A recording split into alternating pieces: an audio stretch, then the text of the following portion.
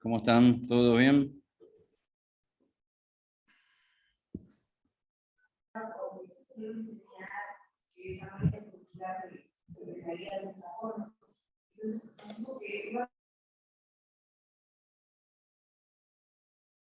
Ahí estamos. Hola, buenas tardes, compañeros, saludos. Buenas tardes. Bueno, ya compañeros hemos puesto para grabar ya también sus exposiciones. Así que bueno, muy buenas tardes. ¿Qué tal? Buenas tardes. ¿Se escucha bien? Perfecto. Sí, muy bien. Perfecto.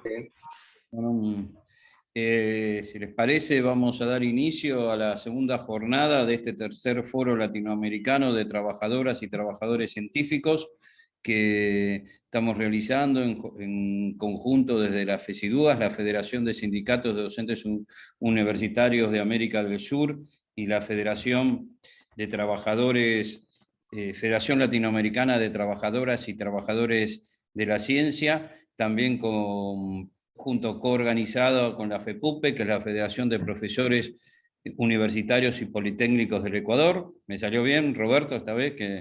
Pero que siempre las siglas tiene un lado un poco complejo. Bueno, esta es la segunda jornada. Ayer creo que fue una jornada para los que estuvieron realmente interesante, y creo que esta también lo va a ser. Yo le voy a pasar después, ahora mismo, la coordinación a Julián Copesec, que acá vieron que uno programa los encuentros, voy a estar acá, pero tenemos unas situaciones sindicales a nivel de los docentes universitarios que esperemos que se resuelvan poco, pero le tengo que prestar un poco de atención acá en Buenos Aires. Si te parece, Julián, o el que le parezca para ustedes coordinar. Perfecto. Por mí está muy bien. Como hemos acordado previamente, la idea es que cada uno tenga 10 minutos para hacer sus exposiciones. Al cabo de los 10 minutos voy a pedir que redondeen, así podemos todos participar de forma ordenada.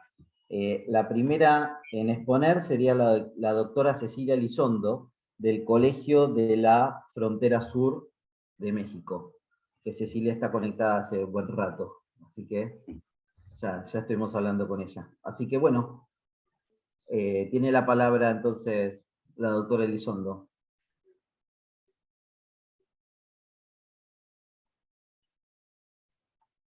No podía abrir el micrófono. Muchísimas gracias. Muy buenas tardes. Agradezco esta invitación. Es importante para nosotros desde México poder hablar sobre el anteproyecto de la Ley General en materia de humanidades, ciencias y tecnologías e innovación, y el fortalecimiento que este anteproyecto presenta para los derechos de los trabajadores en el sector. México en este momento está viviendo un ejercicio extraordinario, porque desde el 15 de mayo del 2019 se incorporó en la reforma constitucional el derecho a gozar de los beneficios del desarrollo de la ciencia e innovación tecnológica, así como la obligación pública de apoyar en esta investigación e innovación científica, humanística y tecnológica. Esto reivindica de alguna manera el papel de las humanidades en las actividades del sector y se conmemora la consagración del texto constitucional, el derecho humano a todos los mexicanos de participar del progreso científico, así como de los beneficios que resulten de él, derecho humano a la ciencia. Además de incorporar la parte de humanidades que no está en la ley actual. Ninguna de las dos cosas está en la ley vigente. En este momento se está trabajando a la vez en el ámbito legislativo en el nuevo anteproyecto de Ley General en materia de humanidades, ciencia y tecnología. Es en un espacio abierto que tiene como principal objetivo generar lugares de diálogos entre el poder legislativo y la comunidad científica en temas que resultan imprescindibles para el desarrollo de nuestro país. Cabe destacar que el Consejo Nacional de Ciencia y Tecnología en México, el CONACYT, ha realizado un arduo y minucioso trabajo para realizar este anteproyecto de ley. Incluyó la revisión de 47 iniciativas de ley hasta la última reforma que también hubo aquí en México en 2020. Se compararon legislaciones de ciencia y tecnología en el mundo, hasta un estudio sobre derecho humano a la ciencia y sus estándares internacionales, que es una de las principales transformaciones que tiene esta ley. Se revisaron en general más de 700 documentos provenientes de informes, estudios oficiales, de carácter internacional, nacional, análisis legislativos, estudios de política comparada, memorias de eventos, y además que hicieron mesas en las cuales muchos colegas han participado, muchos y muchas colegas han participado, y se generaron nuevos espacios y mecanismos de participación y consulta para enriquecer y consolidarlo. Y realmente debo decir que después de todo ese gran proceso de más de 2 años, hoy se tiene esto en el Poder Legislativo, y que es considerado como parte de que todos nosotros hemos participado, ¿no? Es una propuesta con cambios fundamentales que muestra realmente esta intención que tiene el CONACYT de transformar el sistema de ciencia y tecnología. Y esto no es parte solamente de incluir a las humanidades, sino de establecer que el gobierno quiere garantizar y permitir el derecho a la ciencia, para que esto permita el goce de otros derechos fundamentales. Si nosotros destinamos la ciencia a atender las necesidades nacionales, entonces vamos a poder hacer que las personas puedan gozar de estos derechos. Incorpora también principios como rigor epistemológico, igualdad, no discriminación, inclusión, pluralidad, equidad epistémica, interculturalidad, diálogo de saberes, producción horizontal del conocimiento. Esto es también algo innovador, habla de trabajo colaborativo, de solidaridad y beneficio social, además de tener objetividad, imparcialidad, transparencia, honradez, paridad de género, renovación periódica y representatividad, así como la responsabilidad ética, social y ambiental. Como comentaron ayer algunas personas oradoras en las exposiciones de ayer, esta relación virtuosa que existe entre el sistema de investigación científica robusto y el bienestar social, y la relación sobre lo humano y su ambiente, así como el desarrollo económico de un país, es innegable. Y México en este momento está en camino a que esta relación se fortalezca. Sin embargo, pues bueno, al igual que otros ejemplos presentados también ayer y en otras mesas de diálogo en México, la ley vigente, que todavía, o sea, hasta tanto se logre aprobar este nuevo anteproyecto, la vigente y las políticas públicas derivadas de la misma tuvieron un carácter neoliberal en muchas de sus prácticas para la gestión del quehacer científico y tecnológico. Lo comentaba, no me recuerdo el nombre del compañero ayer, que cómo se pusieron de moda y se caracterizó la ciencia, que desde aquí, por lo menos en México, desde 1970 hasta el presente, hubo una internacionalización donde la OCDE, la Organización para la Cooperación y el Desarrollo Económico, y UNESCO, han tenido un papel preponderante. Esto ha conducido a la larga y al margen de algunos beneficios que puede haber habido en la orientación del quehacer científico hacia modas internacionales, a la vez que detonó la competencia individual e incentivó la importancia de la innovación vinculada al mercado, es decir, una mercantilización de la ciencia. De esta manera, con el paso del tiempo, en particular al proceso de globalización que tuvimos, se confió en que la política en ciencia y tecnología debía responder a los indicadores propuestos por estos organismos internacionales, los intereses de universidades extranjeras y también de revistas científicas, que la publicación en ellas se ha convertido en un gran negocio, es decir, una mercantilización a gran escala de la ciencia. Y bueno, por otro lado hemos sido testigos de la que paulatinamente fuimos observando la pauperización del salario de los científicos y científicas, sumadas a la falta de seguridad laboral. En general se encuentran sometidos de modo individual a constantes evaluaciones, ya que los estímulos se han transformado en parte fundamental de su salario y cada vez tuvieron más importancia, porque terminaron siendo fundamentales para incrementar ese salario. Esto lleva a una competencia entre pares, ya que los mecanismos de evaluación nos fueron convirtiendo más y más individualistas y competitivos. Mencionado ayer también, eso lo comentaron. Y se acrecentó entonces la competencia y las rígidas y muy desiguales jerarquías con discriminaciones fuertes a quienes están en escalafones más bajos. Y obviamente esto también ha incluido prácticas perversas como simulación, incremento en la cantidad de publicaciones en revistas de índice de alto impacto, directamente proporcional al costo de publicar en ellas, y por lo general en lengua extranjera, en detrimento de aquellas escritas en el uso, bueno, en el caso de la población mexicana o de la población latinoamericana, ¿no? Se legitimó y promovió también la empresarización de científicos en busca del lucro individual y se inhibió el pensamiento crítico.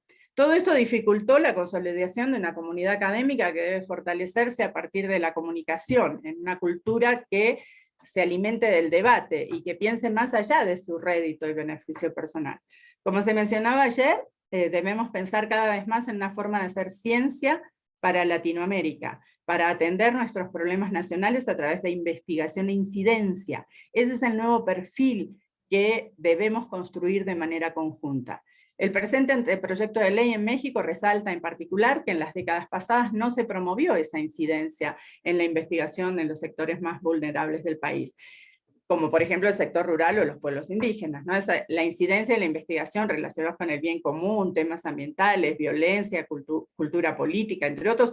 No se valoró tampoco la importancia del conocimiento tradicional, el diálogo de saberes entre sectores académicos y las comunidades locales y pueblos indígenas, a pesar de que en México el 80% del territorio nacional está en manos de los mismos. El presente anteproyecto de ley es innovador en este sentido porque reconoce las aportaciones de estos sectores cuyos conocimientos fueron marginados hasta la fecha. Por último, se fortalece la intervención o el apoyo del sector académico también hacia otras dependencias federales, municipios y demás. Y también, bueno, esto representa una política de Estado que establece sus fundamentos con función social, humanista, nacional, de largo plazo, participativa, interinstitucional y transversal, perspectivas de género, como ya lo mencioné anteriormente, ¿no? Y sobre todo este enfoque intercultural de territorialidades y derechos humanos, así como la comprometida ética social y ambiental. Este anteproyecto además prevé una agenda de Estado, de investigación de frontera y de ciencia básica, investigación de incidencia en asuntos estratégicos o prioritarios de interés público nacional. Pero bueno, obviamente hay temas coyunturales en los que debemos seguir trabajando para esta transformación, entre ellos estas desigualdades de las que hablaba, como la falta de seguridad laboral o discriminatorias al evaluar al personal académico dependiendo de esa categoría laboral o cuán cerca esté de la autoridad de turno. Ya muchos de nosotros lo sabemos, ¿no? En la institución que se desempeñe. Lo importante en este proceso es que se está desarrollando en México es que hoy podemos hablar de estos temas. Dentro de las propuestas también está la profesionalización del personal de los centros públicos y mecanismos de acceso, de promoción, actualización permanente de las humanistas, científicos, tecnólogos e innovadores. Esto, bueno, es maravilloso también y fundamental, ya que en la actualidad muchas instituciones no permiten y mucho menos no permite moverse de institución conservando la antigüedad, y la nueva ley lo propone que sí se pueda, ¿no? Muchos derechos del personal académico han sido eliminados, mecanismos de promoción que permitan este crecimiento profesional es maravilloso. Entonces, bueno, tenemos que trabajar en este paso adelante de resolver estos mecanismos que eran muy discriminatorios en el pasado, y es muy importante defender que no sigan sucediendo. Me gusta una frase que ya la dije en algún momento del presidente López Obrador, en algún momento dijo, no basta gestionar el problema. Antes se analizaba la situación y no había soluciones. Hoy debemos trabajar para solucionar y transformar esa situación. Si no transformamos, no somos revolucionarios. Tal vez son palabras, no son las palabras exactas como él las dijo, pero esa es la idea de lo que expresó.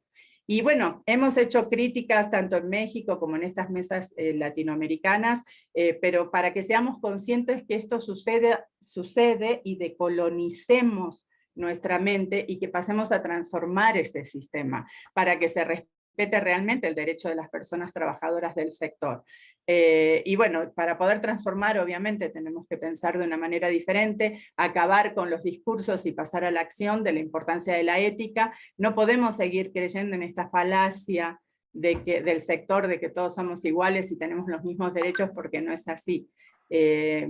También lo he comentado en otras ocasiones, citando a mi querida amiga Milay Burgos, de la misma manera que en el pasado, en el periodo colonial y desde la visión del derecho crítico, tampoco el derecho era igual para todas las personas, porque no eran iguales los derechos de los pueblos originarios y de los españoles o de los mulatos, y aunque esto parezca una exageración, en nuestro sector muchos terminamos siendo esclavos. En nuestros ámbitos, quienes llegan a las áreas de los cargos ejecutivos, al final también terminan proyectándose a sí mismos para tener mejores áreas, mejores temas, ¿no? O sea, mejores infraestructuras, y todo motivado por este sistema neoliberal que nos llevó a pensar en nuestro propio beneficio.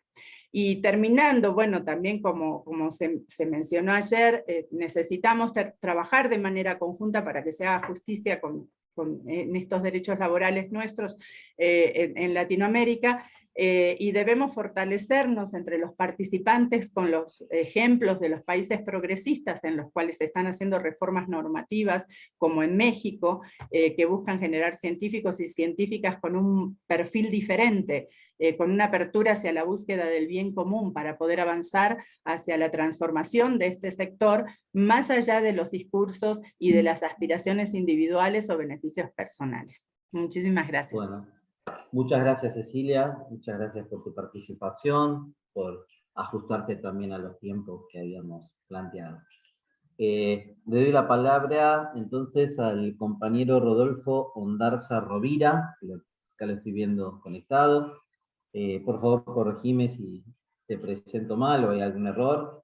El doctor Rovira forma parte del Instituto Nacional de Neurología y Neurociencia de México.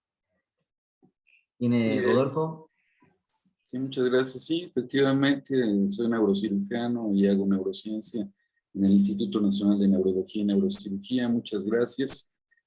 Muchas gracias al comité organizador del Tercer Foro Latinoamericano de Trabajadoras y Trabajadores Científicos, y a la doctora Rebeca Arteaga por esta invitación. Me parece muy importante lo que ustedes están realizando, y quisiera, para empezar, comentar diciendo que el comentario de la doctora Cecilia Elizondo me parece más que correcto en este cambio que estamos teniendo en México, donde se están acabando los cartabones neoliberales, con una nueva generación política, y este anteproyecto de ley al que hace ella alusión contra la corrupción es muy importante, se origina por la gran corrupción que se ha infiltrado en el sistema científico, la precarización del trabajador científico, y pues también con ello pues el fraude y el plagio científico. Ya en lo que a mí concierne, bueno, vamos a tocar el tema del científico médico. La salud es parte vital de los temas de soberanía y seguridad de cualquier nación, lo mismo que la ciencia y el desarrollo tecnológico. Tradicionalmente la medicina se ha definido como ciencia y arte, como la ciencia y el arte de prevenir la enfermedad, de mantener la salud y de realizar el diagnóstico y tratamiento de las enfermedades, de curar las mismas. Para médicos y sociedades ese concepto ha sido apropiado y aceptado a través de los siglos. Los médicos nos sentimos orgullosos de ser profesionales, quienes atendemos la salud basados en evidencias científicas, claro está. Y si al hacerlo además realizamos arte, Entonces nos encontramos ante un trabajo considerado maravilloso a priori por estas razones, lo cual en cierta forma es cierto cuando se solidifica en la personalidad de un médico con el pensamiento creador. Sin embargo, para efectuar esta función fundamental para cualquier sociedad con eficacia y eficiencia, debemos conocer exactamente dónde nos encontramos situados. Es en la formación preclínica cuando el estudiante de medicina se encuentra más cercano al conocimiento del método científico. Cuando estudia, por ejemplo, fisiología, fisiopatología, bioquímica, etcétera, estando además cercano a profesores que realizan investigación en ciencia básica, además de sus funciones docentes. Sin embargo, muchos de ellos se encuentran alejados de la práctica clínica. En la etapa de formación clínica, el estudiante de medicina se encuentra ocupado en el aprendizaje del proceso de salud de enfermedad y cómo prevenirlo, diagnosticarlo y tratarlo. Sin embargo, el sistema permite que el alumnado se encuentre satisfecho con una información superficial y casi anecdótica de lo que ocurre en el mundo científico. No se ha dado a la carrera de medicina el adecuado incentivo a la vocación científica. La enseñanza debería desarrollar su capacidad de efectuar investigación, no importando cuál vaya a ser su destino final. Debería capacitarlo para entender, para analizar y desarrollar un pensamiento crítico, para lograr independencia de criterio, para dudar, no dejarse sorprender, ser inquieto y ser capaz de cuestionar y resolver problemas. El estudiante de medicina debería ser capaz de conocer dónde obtener información y de discriminar la información veraz, comprobada y útil. Debería ser consciente de que el obtener cultura es de fundamental importancia en su formación también. El aprendizaje de un médico pretende no ser únicamente la transmisión de hechos y contenidos, sino todo un proceso activo a través del que se desarrollan destrezas, sensibilidades para toda una vida. En su formación académica es bajo el impacto de la ética médica y en ciertas escuelas privadas se incluye en la currícula aspectos de formación religiosa y de administración de un negocio. Debería esperarse una alta responsabilidad social del profesional médico con un alto compromiso con la salud pública, con el fin de que preste un servicio sanitario óptimo. La actividad médica debería realizarse con humildad, con humanismo, solidaridad y empatía social. Por otra parte, los médicos somos seres humanos y vivimos en una sociedad mentalmente enferma, con un envenenamiento por antivalores de generación en generación, por lo cual no siempre existe una respuesta apropiada a los valores éticos y sociales esperados. La realidad es que, en términos generales, el médico no cuenta, al igual que otros profesionistas, con el conocimiento a profundidad sobre el método científico ni de sus herramientas. Lo mismo pasa durante el adiestramiento en las diferentes especialidades o superespecialidades médicas. Ese conocimiento lo adquiere un médico que estudia una maestría y un doctorado, ya sea en ciencias básicas o en ciencias médicas, ciencias clínicas. Aunque claro está, su experiencia y conocimiento clínico lo coloca en un punto excepcional como investigador al terminar su adiestramiento como investigador científico con un trabajo enfocado a la investigación aplicada al ser humano. Es quizás pretencioso decir que se realiza ciencia al elaborar un análisis simple de casos clínicos para presentar una tesis o una ponencia en un congreso o al realizar refritos guiados por farmacéuticas para forjar speakers o conferencistas sobre las bondades de un fármaco próximos a lanzarse al mercado. La realidad es que el loable esfuerzo de la mayoría de los médicos sin adiestramiento posgrado en ciencias, en este sentido se restringe a investigación clínica con fuertes limitaciones de metodología científica. Por otra parte, existen casos excepcionales de médicos brillantes que con un alto espíritu autodidacta y de gran intuición logran, por mérito propio, hacerse de las herramientas de conocimientos necesarias para efectuar investigación científica del más alto nivel.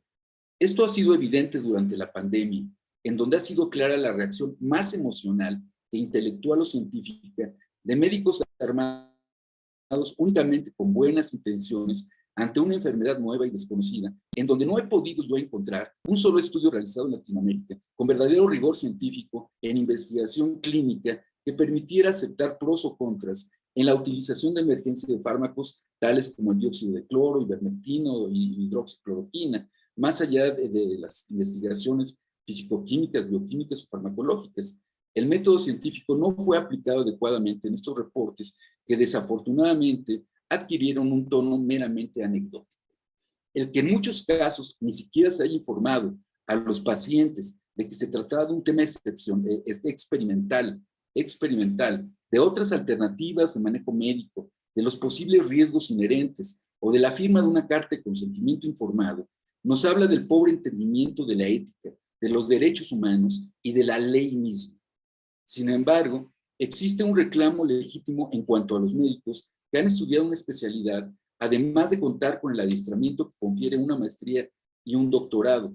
En estos casos, sus estudios médicos de especialidad y experiencia clínica superan en ocasiones por 3, 5 o a veces más años a sus pares que cuentan únicamente con una licenciatura como base y se quejan de una injusta valoración académica y laboral al no ser contemplada la totalidad de su formación académica, habilidades y destrezas desarrolladas en la trayectoria educativa y profesional.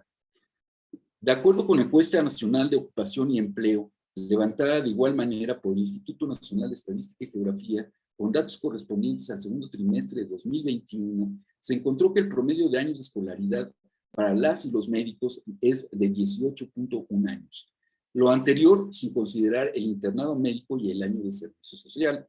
En este sector médico, es este sector médico el que ha logrado una mejor capacidad de adaptarse al cambio, de generar conocimiento y de lograr continuamente su desempeño.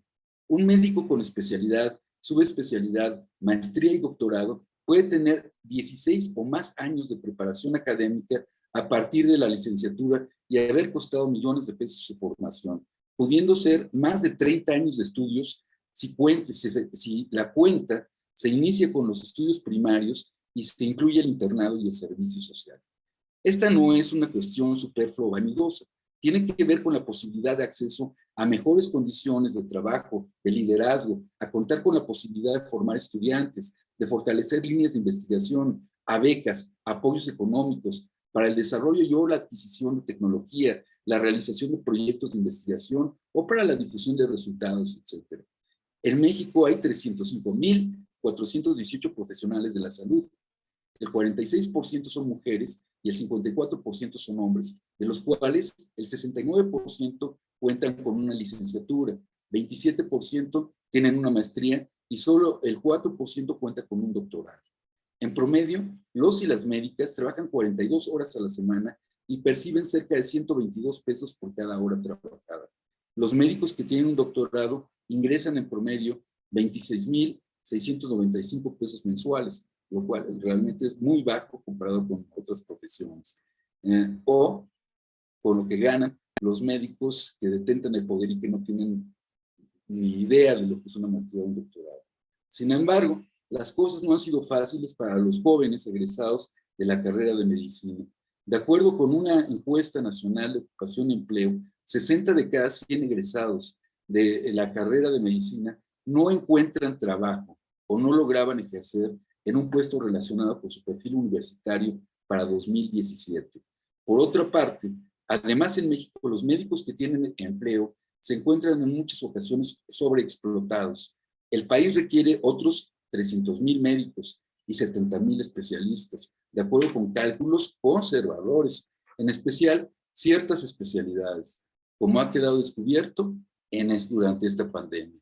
En el lapso de los últimos 100 años, gracias a descubrimientos y avances científicos y tecnológicos trascendentales, se ha transformado nuestra visión conceptual del mundo y en buena medida ha modificado nuestra existencia en la vida cotidiana.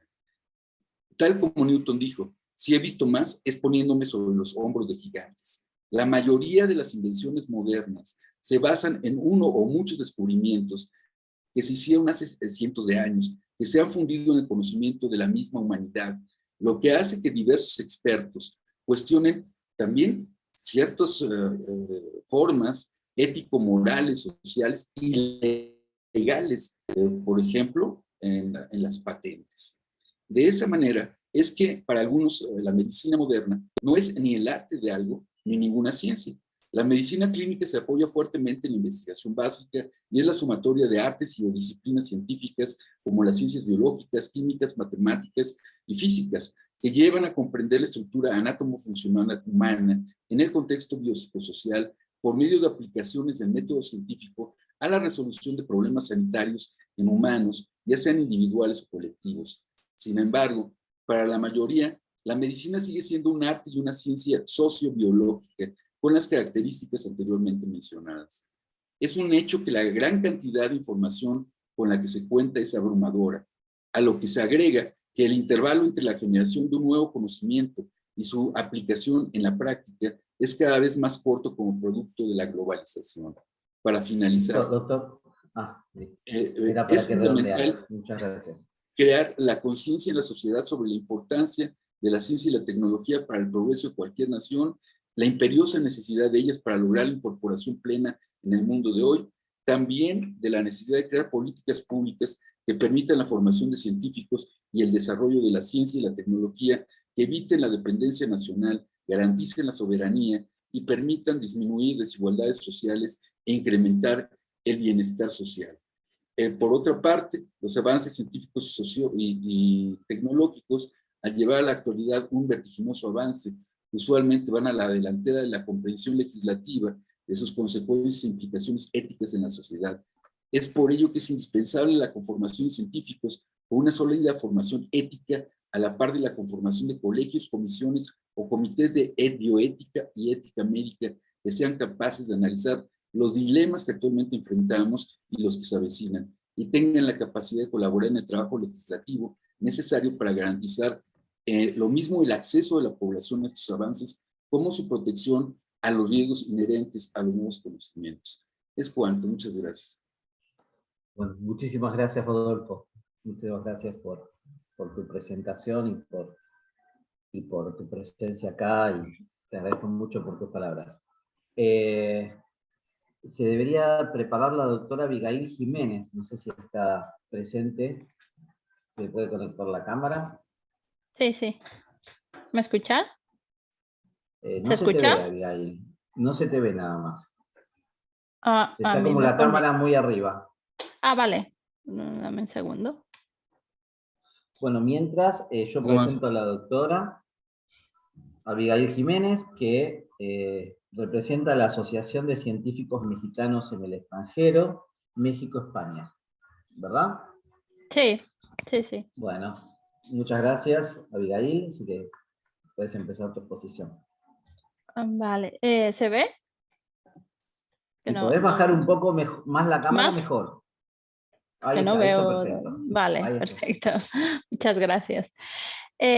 Bueno, antes que nada, dar un agradecimiento a la doctora Rebeca, que como siempre nos invita a formar parte de este foro, que ya es la tercera edición, y que nos considere, a pesar de no encontrarnos muchos de quienes formamos parte de este grupo en México, pues igualmente consideramos bien importante esta participación y al hecho de que nos encontremos fuera de México no necesariamente o no tiene por qué implicar la desconexión de lo que está pasando tanto a nivel mexicano como a nivel latinoamericano, ¿no? Y en ese sentido, antes que nada, bueno, intentaré ser breve por el tema de los tiempos y comenzaré comentando que cuando comencé a preparar mi participación en este foro, estaba haciendo una búsqueda sobre mexicanos en el extranjero. Y en esta encontré que muchos de los nombres que me aparecían en la búsqueda se dedican a diversos campos de la actividad humana, pero sobre todo a la industria cinematográfica, los deportes, la gastronomía o la alta costura. Y no es de sorprender que casi ninguna de estas personas destaquen a nivel científico o académico, pero ello no quiere decir que no existan científicas y científicos mexicanos alrededor del planeta con una destacada trayectoria investigadora o docente. Lo que ocurre es que no se le da la relevancia que muchas veces merecen. Por eso todo el mundo se sorprende cuando un grupo de adolescentes, sean mexicanas o latinoamericanas, ganen una Olimpiada de Matemáticas o Robótica. Lo interesante no es por sí mismo este hecho, sino el trasfondo de la sorpresa, dado que todas las personas tenemos el mismo potencial La diferencia es de dónde arrancamos en la carrera investigadora. Mientras en el norte global se empeña en una práctica capitalista cada vez más voraz, México se debate entre exprimir al máximo a quienes se encuentran iniciando esta carrera investigadora, con suerte sustentados con una beca de CONACYT o alguna otra del estilo, o buscando alternativas pero sin una dirección clara. En este contexto y tomando como pretexto la pandemia por COVID-19 es que las convocatorias de becas al extranjero han ido desapareciendo. Primero la llamada beca mixta o becas de movilidad internacional, después la convocatoria de postdoctorado al extranjero y ahora también las de maestrías y doctorados, salvo por las especialidades médicas y las convocatorias estatales que aún persisten. Es decir, que la tendencia actual de la política científica del CONACYT ha sido limitar los recursos destinados a la movilidad internacional para la formación de científicas y científicos. De por sí, a la inversión en este rubro, como ya han expuesto antes, ya era pobre y nos dejaba mal parados en ese sentido respecto a nuestros equivalentes en el extranjero. Por ejemplo, en los países miembros de la OECD, respecto de los cuales compartiré algunas de las cifras a modo de comparación. De acuerdo con la OECD, en el 2019 en México, entre los estudiantes que integran por primera vez que ingresan por primera vez a la educación superior, el 9% opta por los programas de técnico superior universitario, mientras que los países de la OECD tienen un promedio de 17% que ingresan a programas de técnico superior universitario. De este 7% entran a los primeros grados de maestría. Por otro lado, la edad media de nuevos ingresos a los programas de doctorado en México es de 34 años, muy por arriba de los 29 años, que es en promedio para el resto de los países miembros de esta organización en conjunto. En México, solo el 0,1% de la población de entre 25 a 64 años cuenta con un doctorado, la proporción más baja entre los países de esta asociación. En 2017 se graduaron con un doctorado 9.300 personas en un país de 120 millones de habitantes. A diferencia de la mayoría de los países de la OCDE, en México los hombres de 25 a 64 años de edad tienen mayor probabilidad de lograr una educación superior que las mujeres del mismo grupo de edad. El sistema de educación superior mexicano está débilmente internacionalizado. Alrededor del 1% de los estudiantes de este tipo educativo están matriculados en programas en el extranjero. Es decir, México tiene un estudiante internacional por cada 100 nacionales, lo que es menor que en la mayoría de estos países que conforman la OECD, que en promedio tienen 6% de estudiantes internacionales. En México, la prima de ingresos, de los trabajadores con educación superior es la segunda más alta entre los países de la OECD, solamente después de Chile. Sin embargo, los trabajadores jóvenes con educación superior pueden esperar ganar hasta un 78% más que sus pares con solo educación media superior. Sin embargo, las mujeres con educación superior se benefician mucho menos. En promedio ganan 66% neta del impuesto sobre la renta con respecto a sus homólogos masculinos. Esta es la brecha de género más amplia en estos países, muy por debajo del promedio general de la OECD de 75%. Y para terminar mi participación, retomando el trabajo de las doctoras Trejo Peña y Cejudo Ramos de la UNAM sobre los programas de becas postdoctorales en la máxima casa de estudios, publicado en 2020 del libro Temas y aproximaciones para el estudio de las migraciones y movilidades en las Américas, en el que paradójicamente se señala la importancia de retener al capital extranjero en México que llega a la UNAM a realizar una estancia postdoctoral. Ellas señalan que aunque los postdoctorados no se queden en México, no se pierden las redes producidas durante su estancia, lo cual sigue beneficiando la consolidación de sus carreras académicas.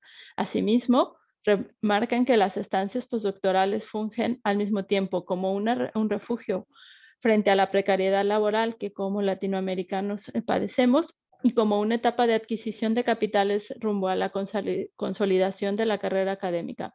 Particularmente los historiadores extranjeros e historiadoras que se integran al programa postdoctoral de la UNAM como una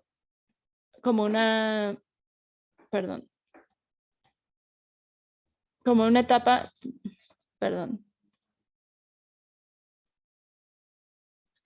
se me ha bloqueado el ordenador.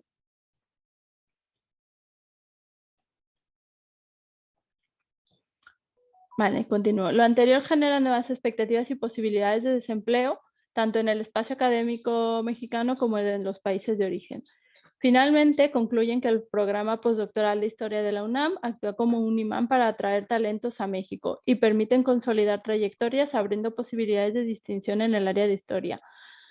Así pues, las y los investigadores traen consigo un bagaje que les permite potenciar recursos como la docencia, producción científica y redes para acreditar los requisitos necesarios y obtener un empleo en el ámbito académico, competitivos en México o en el extranjero.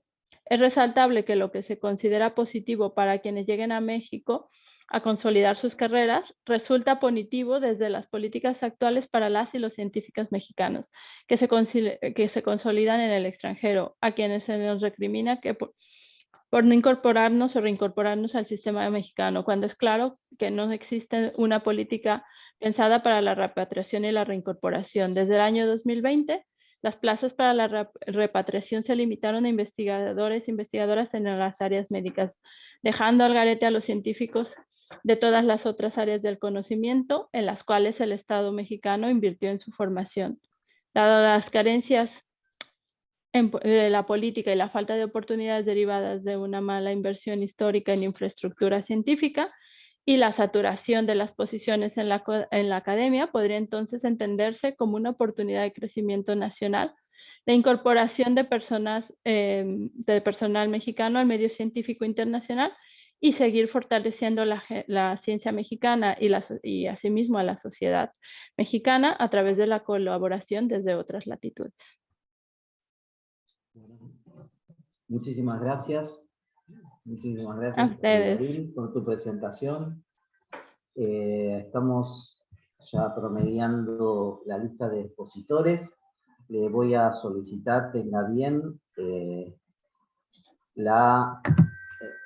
a ver si tengo algún tipo de error. Maestra en Ciencias, Yuri Quirós Ortuño. ¿Está bien?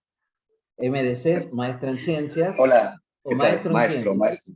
Maestro Sí. en Ciencias, Yuri Quirós Ortuño, de la Federación Latinoamericana de Trabajadores y Trabajadoras Científicas, Bolivia, México. Yuri, Sí, muchas disculpa, gracias. por No, favor. no te preocupes. Vamos a hacer una plática más, un poquito más amena. De hecho, aquí en Bueno. México, siempre les digo que ni rubia, ni veracruzana, ni cantocito panda, digamos, pero así me llamo, ¿no? Porque aquí en México hay una parte, en Michoacán, del idioma purépecha, que tiene Hay alguien nombres que como tiene el Luis y micrófono Luitzia, por ejemplo, ¿no? abierto, a ver. Hola, ¿sí me escuchan? Sí, se Bueno. escucha perfecto. Hola, hola. Sí, sí. Ah, ok, muy bien. Entonces es un error muy común el de que si no me ven, pues asumen que soy una mujer, ¿no? Para resumir ese comentario nada más. No te preocupes, es normal. Quería comentarles, agradecer primero a Rebeca, que tuvo, digamos, el detalle de invitarnos. Yo, cuando platiqué con ella, fuimos fundadores de esta organización, pues tuvimos como un inicio muy intenso con respecto a nuestra experiencia con una universidad pública. Y siempre quise participar en estos eventos, entonces no es posible, digamos, por la dinámica que uno tiene. Pero me da mucho gusto conocerlos y platicar con ustedes. Y entiendo que ahora me pidió sobre esta experiencia de vida que Paola me dice que la cuente en el sentido de cómo eso puede, digamos, influir o, no sé, incidir en cómo debe ser un perfil de un profesional o un investigador latinoamericano. En ese sentido, pues, a mí me gustaría comenzar un poco con mi experiencia en ese sentido. Hagan de cuenta que yo llegué a estudiar a la UNAM, ¿no? Entonces, la UNAM como universidad tiene más o menos bien planteada su razón de ser como universidad de servicio social y demás, universidad pública, y goza de un prestigio pues muy, muy bueno a nivel hispanohablante en muchas de sus áreas, y son universidades, digamos, que comparadas con el entorno, digamos, más rural, incluso dentro de México o en países con menos recursos, sí genera una gran influencia, como algunas universidades de Brasil o de Argentina lo pueden hacer. en esa magnitud, ¿no? Y también tiene, pues, digamos, por sus lados, toda la herencia cultural y contextual sobre los problemas que tiene cualquier universidad. Pues para mí fue una muy buena experiencia en ese sentido. A nivel de investigación, me tocó estudiar geografía ambiental en la UNAM. Inmediatamente después me contrataron como investigador en una universidad que es como una especie, que es otra manera de concebir, digamos, de lo que es una universidad y un centro de investigación, por ejemplo, porque era una universidad de una red de 17 en el estado de Oaxaca, que tenía como objetivo descentralizar, por ejemplo, la educación a las zonas rurales, un discurso muy proactivo, pero con todo un esquema institucional, legal, que les llaman organismos públicos independientes. Hagan de cuenta que son como esas adaptaciones a los organismos científicos que a veces se hacen a nivel, digamos, de gobiernos, ¿no? como cambio de leyes y demás. Bueno, aquí se genera una figura que se llaman organismos públicos descentralizados que dependen del presupuesto público, pero que internamente dentro de su autonomía tienen un reglamento interno que tiene, digamos, una tendencia hacia el negocio, por ejemplo, una tendencia, por ejemplo, a cierta ausencia de valores, a cierto control poblacional, y con todas esas deficiencias, ¿no? Que terminan siendo a veces como hasta lavadoras de dinero, digamos, de muy dudosa calidad, de muy alto costo. Y de esa experiencia, por ejemplo, con Paula, digamos, nosotros armamos esta organización, porque eso nos llevó a demandas públicas y demás, porque nosotros pedíamos, por ejemplo, que se realizara auditorías administrativas, auditorías académicas, auditorías financieras. Por lo tanto, digamos, el entorno del científico latinoamericano, yo creo que debe pensar muy bien, digamos, sobre cuál es esa base de investigación sobre la que le toca trabajar, pero asumiendo que hay deficiencias en todos los niveles y algunas compartidas. Primero, ser consciente de eso es muy importante para entender, digamos, lo que puede y lo que no puede hacer un investigador con respecto a su entorno laboral, incluso incluido en la valoración económica, etc. Y también, digamos, cómo incluso esos esquemas impiden, por ejemplo, en mi caso, como, digamos, mi área es más de campo operativa, zonas rurales, caminos, geografía, agronomía, también soy agrónomo. Entonces, por ejemplo, te impedía hacer el trabajo de campo necesario para transmitir conocimiento, para tener las mediciones adecuadas de tus investigaciones, tus planteamientos, tus objetivos, etcétera, tus investigaciones como tal. Entonces, estás limitado casi a esquemas tanto de comunicaciones económicas, pero también como de aplicación del presupuesto público, que además puede ser discrecional, porque los aspectos de nepotismo, por ejemplo, abundan mucho también en algunas, es un problema institucional. Entonces, yo creo que esa conciencia es muy importante. Ahora, con respecto a cómo debería plantearse un científico latinoamericano en un ámbito rural, yo creo que aquí, por ejemplo, en México es un buen ejemplo, latinoamericano Oaxaca.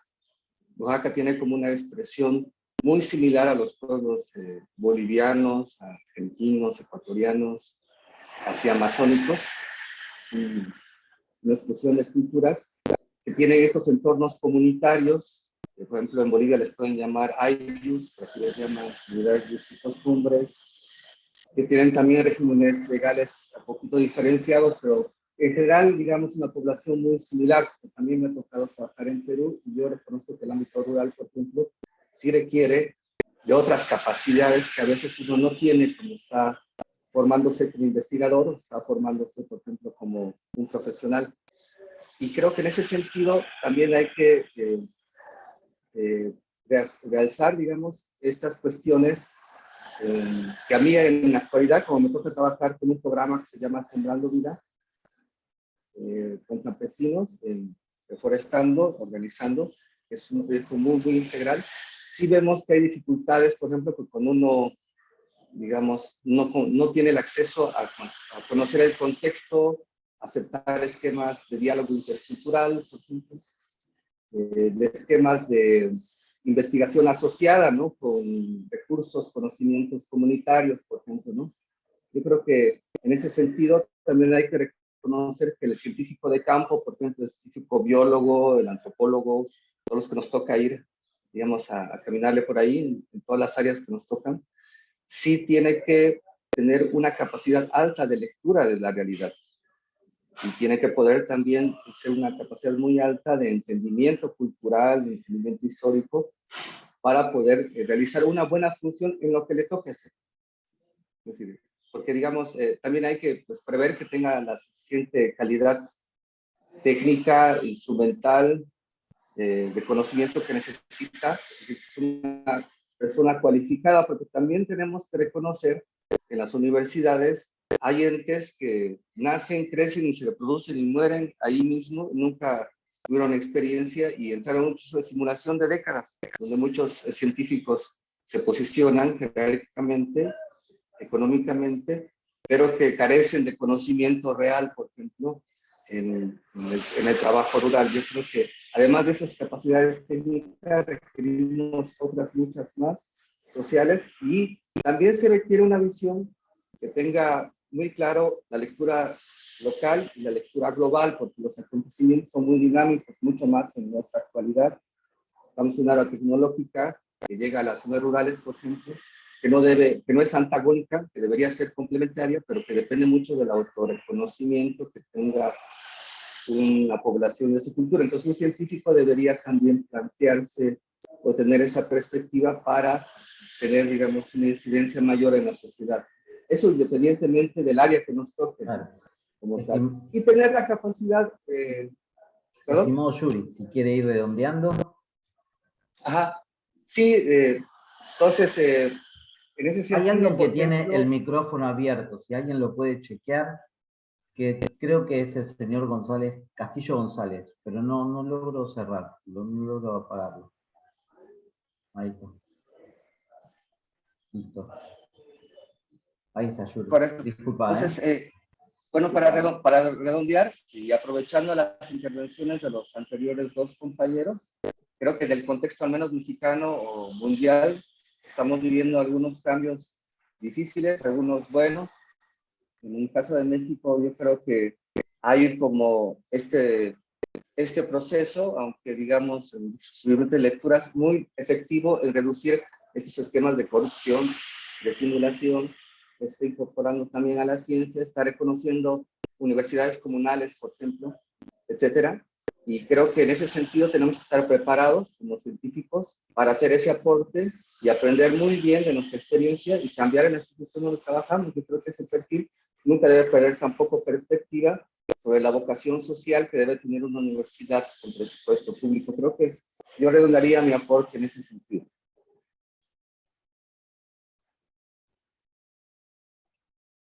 Muchísimas gracias, Yuri.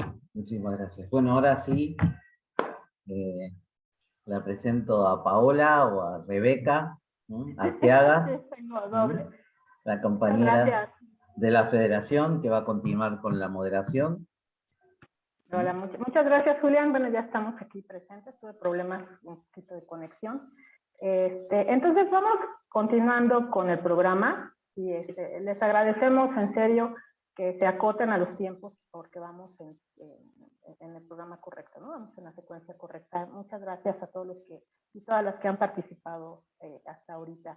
El siguiente ponente es el doctor Miguel Castillo. Él es especialista en agro también y es docente o fue docente de la Facultad de Estudios Superiores Zaragoza, ¿sí? De la Universidad Nacional Autónoma de México, con una vasta experiencia trabajando precisamente en campo y en comunidades. Y por esa razón fue la invitación, porque tiene, creo, desde mi punto de vista, una perspectiva más clara de la labor científica en el campo y con nuestras comunidades. Él nos va a compartir una presentación, si es posible, para acompañar a su ponencia. ¿Sí la puede compartir usted, doctor? ¿O vemos? Sí, claro, con gusto. Gracias, doctor. Bienvenido, muchas gracias por aceptar la invitación. Necesito que me habiliten para compartir la pantalla. ¿Se podría, Julián? para que el compañero pueda compartir, o la compartimos desde acá, tú me dices.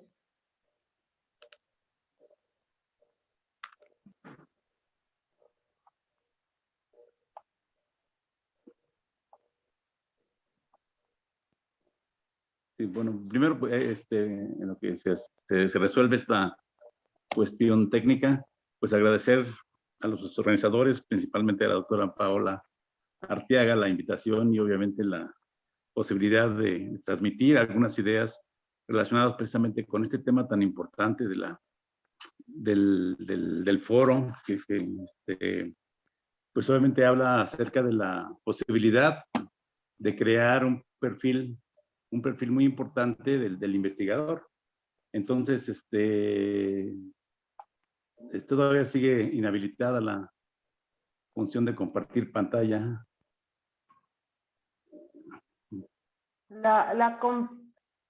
¿Podrías compartir, Julián? La que te compartí vía WhatsApp. Ya está habilitado, doctor. Gracias. Sí, gracias. Ya se hizo el trámite. Gracias.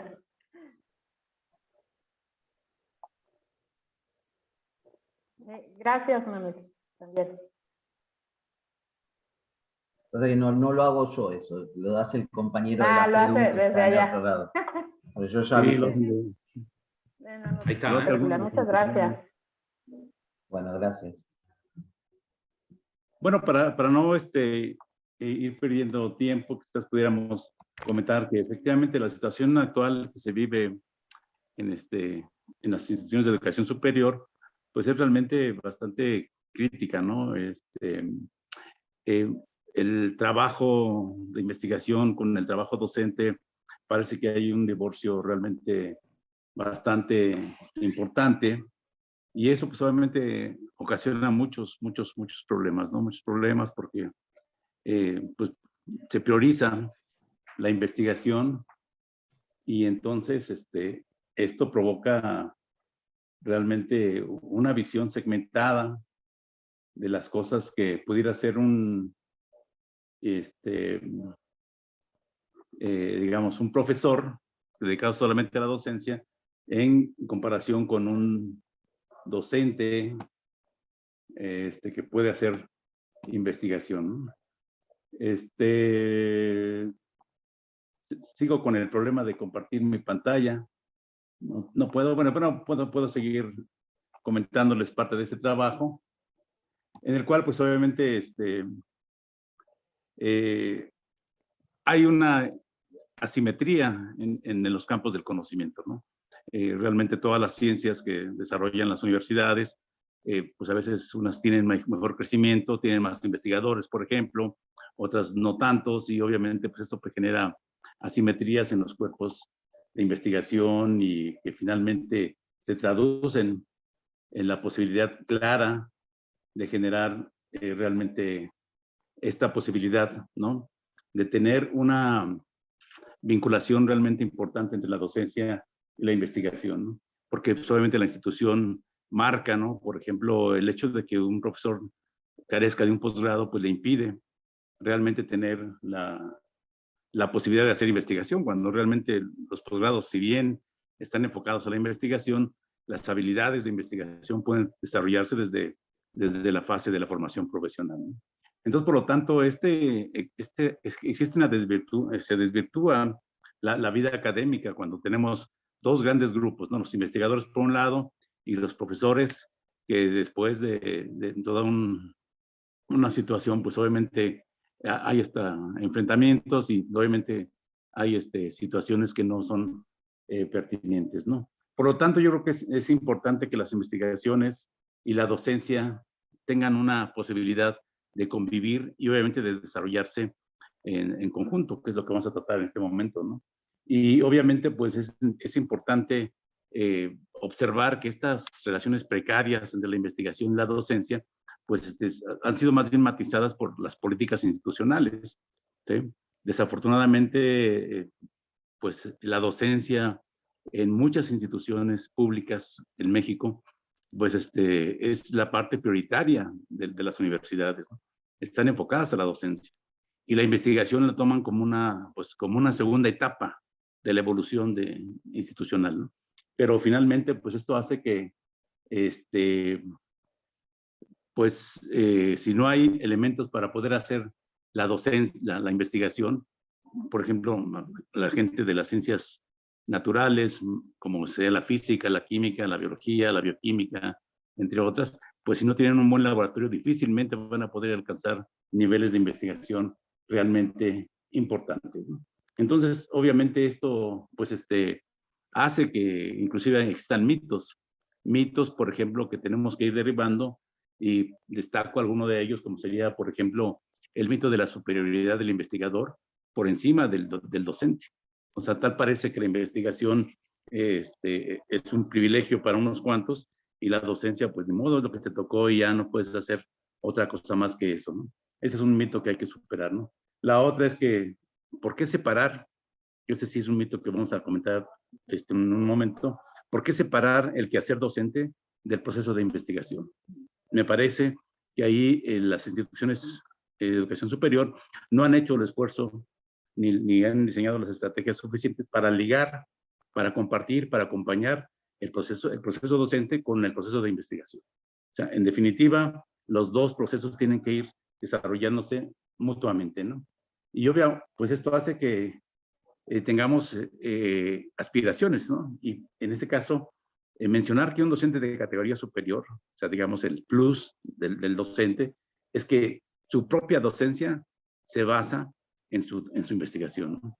Es decir, que lo que él lleva a la docencia no es la repetición de lo que está en los libros, no es la repetición que de verdad todavía tenemos casos de profesores universitarios que toman los apuntes que les dieron cuando eran alumnos y los reproducen con sus estudiantes como si el tiempo hubiera quedado estacionado, y por lo tanto lo que recibieron hace 20 años puede seguir vigente a la fecha de hoy, cuando todos estamos conscientes de que la investigación ha generado muchísima información en todos los campos del conocimiento, y por lo tanto la docencia tiene que seguir ese mismo camino, actualizarse, la actualización permanente, y que desafortunadamente muchos académicos no la hacen, porque pues ya armaron su curso, ya tienen sus lecturas, ya pueden reproducir lo mismo hasta que se jubilen y no va a pasar nada, ¿no? Entonces, esto es muy importante porque ha habido trabajos, ¿sí? Por ejemplo, el trabajo que publicó Ernest Boyer en 1990, hace 30 años, en el cual él considera que es importante poner fin a esta falsa polaridad de la enseñanza y la investigación. Y por lo tanto, él propone el establecimiento de un nuevo término que se llama scholarship, algo así como la erudición, ¿no? del trabajador universitario, en el cual pueda construir un puente entre los conocimientos que le arroja la investigación para poderlos compartir con los estudiantes a través de la docencia, ¿no? Entonces, esto es muy importante porque finalmente el trabajo académico descansa prioritariamente en que podamos tener un aprendizaje realmente significativo en el estudiante. Y realmente el alumno, si se enfrenta a situaciones de la cotidianidad, va a adquirir aprendizajes significativos y va a adquirir otras habilidades que ahorita las comentamos, ¿no? Entonces, es muy importante, ¿no?, que el profesor universitario vaya observando que si, digamos, en estas dos vertientes, ¿no?, el docente, dedicado solamente a la docencia, tiene que ir avanzando hacia desarrollar las habilidades de investigación, y el investigador tiene que ir avanzando hacia desarrollar las habilidades docentes, ¿sí? Es decir, ambos tienen que confluir en un momento dado para tener digamos, completo el esquema, ¿sí? Porque un profesor universitario que solamente se dedica a investigar, pues obviamente, pues tiene más reconocimiento, ¿no? Porque publica en revistas especializadas, con factor de impacto, tiene presupuesto, tiene un presupuesto que está por encima, puede tener becarios, puede tener un laboratorio, etcétera, etcétera. Mientras que el profesor pues solamente va a tener su aula con sus estudiantes, pues porque pues, no tiene la capacidad. Y eso pues, obviamente genera una polaridad entre los grupos académicos, ¿no? Y esto pues es muy lamentable porque finalmente se refleja en los presupuestos, ¿sí?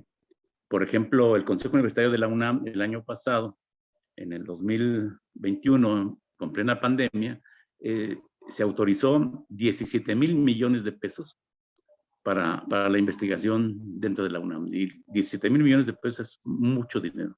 Mucho dinero que muchos investigadores que, bueno, están haciendo investigación no lo ven, pues precisamente por otro tipo de problemas que se vive en las instituciones públicas. Ya lo comentaba Yuri, hay universidades realmente muy opacas, ¿no?, en el manejo de los recursos, y nadie sabe cómo el dinero es administrado y es aplicado, sobre todo en estas labores sustantivas, ¿no?, de docencia, de investigación y obviamente de vinculación con la sociedad, ¿no? ¿Sí? Entonces, realmente, en estos trabajos que les comentaba, pues se hace una situación, digamos, de análisis sobre la posibilidad de que la misma docencia, al igual que existe digamos, el escrutinio público de la investigación que se publica, que va a foros científicos, foros académicos, que se dicta conferencias con el mismo conocimiento científico, pues que también la docencia tenga esa posibilidad de ser observada tanto por los colegas que comparten el trabajo universitario e inclusive con las comunidades. O sea, que la comunidad tenga acceso a lo que ocurre en el aula, ¿sí? Que el aula no sea, ¿no?, ese sitio donde el profesor se encierra con los estudiantes y no sabe qué se ocurre ahí, ¿no? ¿Sí? No se saben los procesos, no se saben los resultados, no se sabe el avance de los estudiantes, no se sabe si realmente aprendieron, y todo queda, pues así, muy opaco, ¿no? Entonces, realmente, el hecho de que el trabajo docente pueda ser público, pueda ser susceptible de una revisión crítica y de ser evaluable, pues eso le da un plus enorme, ¿no? ¿Sí? Para que la comunidad sepa que los estudiantes que están acudiendo a un espacio de educación superior, pues vean el avance que tienen los estudiantes, ¿no? Y obviamente que los conocimientos que se pueden ir adquiriendo por parte de la comunidad estudiantil, pues se vea reflejado en la comunidad de su contexto, ¿no? Entonces creo que ahí es muy importante que tengamos en cuenta estas tareas pendientes, ¿no? Estas tareas pendientes de que si Doctor, queremos... perdón, Sí. doctor, que lo interrumpa, pero ya se pasó un poquito de su tiempo. Si nos ayuda a redondear. Bueno, entonces, realmente hay otro elemento que les quería comentar, que es precisamente la posibilidad de que tengamos el otro conector. Voy a terminar esta parte de que, bueno, tenemos la docencia, la investigación, pues hay que trabajar dentro de la investigación servicio. La investigación servicio que incluye la posibilidad de articular los contenidos del plan de estudios. El estudiante es el protagonista más importante del proceso y hay una intencionalidad de vincular el trabajo que ocurre en el aula, obviamente, y en la investigación con los estudiantes y los docentes para resolver un problema del contexto. Es decir, que el trabajo universitario no quede solamente en el paper. En el paper que se va en segundo idioma, nadie lo va a leer, ¿no? Costó a la universidad, pero realmente no solucionó nada, ¿no? Entonces, creo que es muy importante que pudiéramos dar ese paso. Creo que el perfil, por las condiciones que tiene Latinoamérica, por las condiciones de Latinoamérica, es importante que la docencia, la investigación en conjunto, mancomunadas, armonizadas, puedan dar, digamos, ese paso de resolver problemas estructurales, medulares de las comunidades que estamos en el contexto, ¿sí? Entonces, creo que allí es donde realmente la comunidad le va a dar un plus, le va a dar un plus a la universidad, porque va a reconocer el trabajo universitario y va a agradecer, ¿sí? Porque fíjense que es muy importante, la comunidad debe de saber que el presupuesto que se gasta en la educación pública es del pueblo y que tiene que regresar al pueblo, ¿sí? Y no es una dádiva académica ni de los investigadores, es una responsabilidad social que necesitamos ir fortaleciendo. Gracias. Muchísimas gracias, doctor. Esto último que usted concluye es súper importante, ¿no? De lo que es del pueblo, que regrese al pueblo, a nuestra gente. Es importantísimo ese punto de vista. Muchas gracias. Gracias. Gracias, Bueno, doctora. Gracias. Buenas tardes. siguiendo, no, gracias a usted por participar. Vamos siguiendo con el orden de los ponentes. A continuación, en el programa está la presentación de la doctora Fadia, pero ella por cuestiones también de trabajo de docencia no puede estar. Sin embargo, en su lugar está el doctor Manuel. Déjenme que les doy el nombre completo, perdón, una disculpa. El doctor Manuel de Anda Villa, quien es egresado de la Sorbona de París y está como representante de la agrupación Carlos Pellicer Cámara, y nos va a platicar desde su punto de vista. También un anuncio, por favor, me comentan desde los compañeros que están en Argentina, que son los encargados de administrar ahorita la sesión, que desafortunadamente no podemos presentar porque no se programó con antelación el Zoom, ¿no? De que pudiera haber el chance de compartir contenido. Sin embargo, les pedimos, si es posible, que así hagan su presentación y, bueno, sigue abierta la invitación para que nos envíen una especie de memoria con lo que nos comparten aquí, para que después sea publicado a través de las instituciones académicas de nuestros compañeros del Ecuador. Les agradezco mucho y espero su comprensión y una disculpa por adelantado. Gracias. Adelante, compañero. Hola, ¿sí me escuchan bien? Sí. Y se escucha muy bien. Okay, muchas gracias. Gracias por la presentación. Gracias a los organizadores por invitarnos a nuestro colectivo, Carlos Pellicer Cámara. Nosotros vamos a presentar bueno, hicimos una presentación que, bueno, no la puedo compartir, pero evidentemente se las enviaré, que titulamos Redes de Solidaridad y Apoyo entre Estudiantes de Posgrado, y vamos a presentar un caso.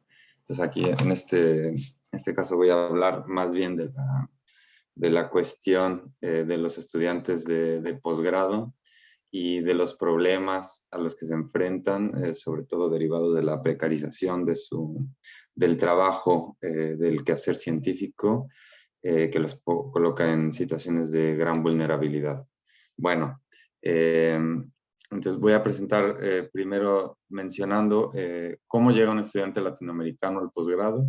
Bueno, son en general estudiantes, o somos en general estudiantes de alto nivel, tanto en posgrados, los que hacen posgrados nacionales, es decir, en sus respectivos países, como en el extranjero.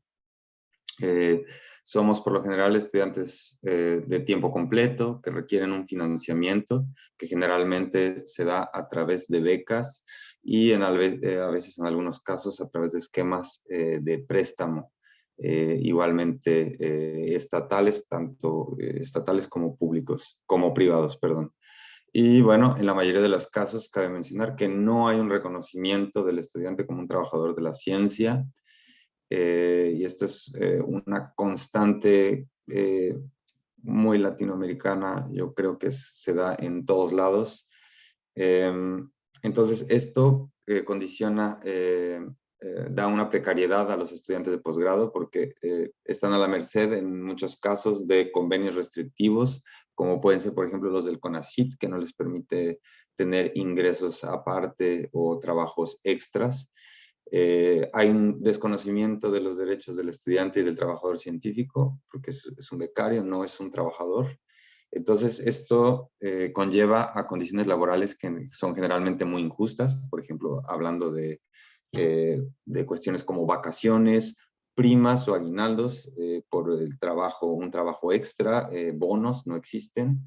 Y en el caso más grave es, por ejemplo, en las cuestiones de enfermedad o en el caso de embarazo de las estudiantes, en los cuales por lo general las becas se detienen, como si el estudiante o la estudiante ya no tuviera necesidades económicas derivadas de su enfermedad o de su embarazo. Y bueno, finalmente también menciono la relación jerárquica con los asesores, que generalmente no está bien enmarcada, no está claramente definida y no hay mecanismos que permitan la resolución de conflictos, y esto genera un alto riesgo de abuso. Y eso se da también por la dependencia que hay del estudiante económica respecto a su beca y que pasa por la figura del asesor. En los estudiantes foráneos y extranjeros, esta vulnerabilidad se ve acentuada, evidentemente, porque al estar fuera de su contexto cotidiano, digamos, hasta antes de su movilidad, el estudiante pierde sus redes de apoyo y de solidaridad, como son la familia, los amigos, los conocidos, los compañeros. Tiene una inaccesibilidad a las redes existentes o que puedan existir en el lugar a donde se mueve, como son asociaciones, agrupaciones o sindicatos. Es difícil que accedan inmediatamente a este tipo de redes. Y bueno, esta condición es particularmente, es una situación particularmente vulnerable por la condición de inmigrante, por ejemplo, en los estudiantes que van al extranjero. Hay una vulnerabilidad económica porque las becas generalmente no permiten una subsistencia muy cómoda, por decirlo de cierta forma.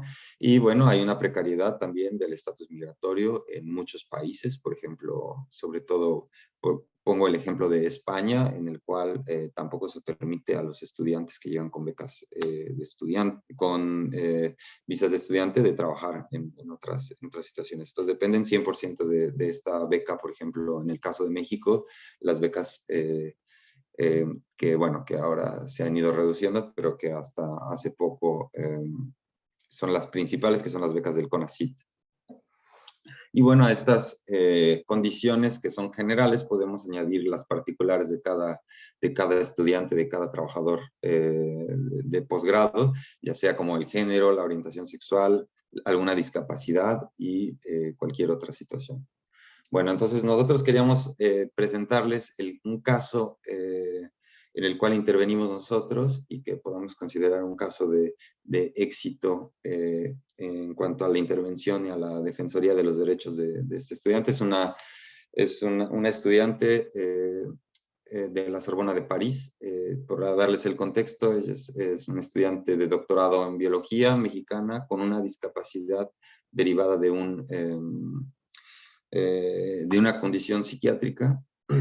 Es becada por el CONACYT y tiene un complemento de financiamiento por parte de la Universidad Francesa, y esto evidentemente conlleva que tiene nulas prestaciones laborales. Llega en un desconocimiento total de las redes de apoyo existentes, no sabe que hay un servicio de discapacidad universitario, no sabe que hay sindicatos y asociaciones que la pueden acompañar. Y bueno, durante su maestría, durante su posgrado, porque ya está en maestría y posteriormente en doctorado, las relaciones con el asesor comienzan a degradarse, comienza a haber abuso, maltrato psicológico y vulneración de sus derechos, explotación, en cierto momento llega a haber incluso no reconocimiento de su trabajo y robo de datos experimentales, publicación de resultados que ella generó y para los cuales no se le da el crédito necesario. Lo que conlleva esto, estas degradaciones en las relaciones con el asesor, es la negación de la inscripción al cuarto año de doctorado, el rechazo a la entrada al laboratorio, es decir, le hablan a los guardias y le dicen que ya no puede entrar a su laboratorio, la retiran de la lista de los emails, le hacen un ostracismo total en su ambiente laboral. Y bueno, esto conlleva a una detención del complemento de beca y que eventualmente conlleva una suspensión de la beca de CONACYT porque no se le permite inscribirse académicamente. Esto conlleva a su vez a problemas migratorios derivados de la inscripción y bueno, el asesor que orquesta todo esto en contubernio con el laboratorio y la escuela doctoral planean simplemente expulsarla del programa de doctorado. Y bueno, esta es una situación que nos llega en ese momento nos llega a conocimiento, entonces decidimos acompañar a la compañera y actuar e intervenir. Y bueno, había una reunión, entre comillas, imparcial con la escuela doctoral en la cual muy probablemente le iban a anunciar que ella estaba ya fuera de todos los programas y que pues ya no formaba parte de la institución y que no se le iba a permitir la reinscripción. Entonces, bueno, nosotros intervenimos, la acompañamos forzamos a que tuviera representantes en esa reunión, lo cual esta presencia de mediadores que fuimos nosotros la asociación en colaboración con compañeros de un sindicato estudiantil y universitario, pues permitieron que se desbloqueara un poco la situación, de que se negociara esta situación inminente que iba a ser su expulsión. Y bueno, lo que logramos a través de esto fue, como asociación y con nuestro aliado, el sindicato, hacer un acompañamiento continuo de la compañera, es decir, no solo en el plano académico, sino también, digamos, personal, vigilando que tuviera el apoyo necesario para su discapacidad, que fue un agravante muy fuerte en la situación de la compañera. Implicamos instancias jerárquicas superiores dentro de la misma universidad que pudieran mediar también, y negociamos finalmente con la escuela doctoral y establecimos en conjunto, bueno, con la compañera fue la que lideró todo, nosotros solo hicimos una labor de acompañamiento estratégico. Logramos que se integrara un nuevo equipo de investigación con un equipo de dirección de tesis, la cual acompañó durante todo un año, con fraternidad y reconocimiento a su persona. Esto permitió una inscripción académica, lo cual le permitió reanudar sus apoyos económicos y la solución de su situación irregular migratoria. Y bueno, finalmente llegó a un balance del caso. Como les decía al principio, constatamos algo que ya sabíamos, que es la patente vulnerabilidad de la comunidad estudiantil, sobre todo en el extranjero, y que es necesario establecer redes de solidaridad y apoyo desde el inicio de programas de estudio, incluso antes, desde la selección de los lugares a donde se van a dirigir los estudiantes o los potenciales estudiantes de posgrado a estudiar sus posgrados y realizar sus investigaciones. Y bueno, quiero resaltar aquí que el valor de esta experiencia es extremadamente importante para nosotros, porque nos permite reconocer situaciones de vulnerabilidad y precariedad y actuar con la mayor antelación posible. Nos permitió el trabajo en equipo con otras estructuras, como es el sindicato estudiantil, tener las reacciones apropiadas ante situaciones de abuso y de peligro, y continuar pugnando por un reconocimiento del estudiante como un trabajador científico, que es el fondo del problema, es que los estudiantes no son reconocidos como trabajadores científicos con todos los derechos y prestaciones que deberían tener. Bueno, finalmente quise terminar por la presentación de nuestra asociación. Tal vez algunos de ustedes ya la conocen. Somos una asociación que nace ante un problema concreto, que fue en el 2019 un problema de becas al extranjero por parte del CONACYT, en el cual las extensiones se vieron detenidas repentinamente, entonces nos conformamos como asociación. Somos un grupo de estudiantes en Reino Unido, España, Francia y Alemania, y evidentemente seguimos muy vinculados con lo que sucede en México.